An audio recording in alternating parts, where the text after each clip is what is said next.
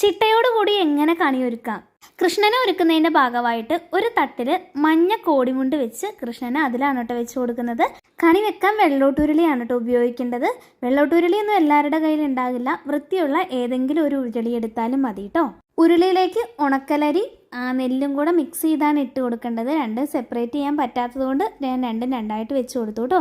കണിവെള്ളരി, ഗണപതിക്ക് ചക്ക, ദേവിക്ക് വാൽക്കണ്ണാടി, ദേവിക്ക് വസ്ത്രമെന്ന രീതിയിൽ തിരുവുടയാട, സുബ്രഹ്മണ്യന് മാങ്ങ, പിന്നെ നമ്മുടെ കയ്യിലുള്ള പഴങ്ങൾ, പച്ചക്കറികൾ, ഇമ്പോർട്ടൻ്റ് ആയിട്ടുള്ള ഗ്രന്ഥക്കെട്ട്, അലക്കി വൃത്തിയാക്കിയ വസ്ത്രത്തിൻ്റെ മുകളിൽ വെറ്റില, അടയ്ക്ക, നാണയം, സ്വർണം, വെള്ളി എല്ലാം വെച്ച് കൊടുക്കുക കേട്ടോ. ഒരു കുങ്കുമച്ചെപ്പും കൺമഷിയും കൂടെ അതിൻ്റെ മുകളിൽ വെച്ച് കൊടുക്കണേ. വിഷു എന്ന് പറയുന്നത് കാർഷികോത്സവമാണല്ലോ, അതുകൊണ്ട് വിത്തുകളും ധാന്യങ്ങളും മറക്കരുത് കേട്ടോ.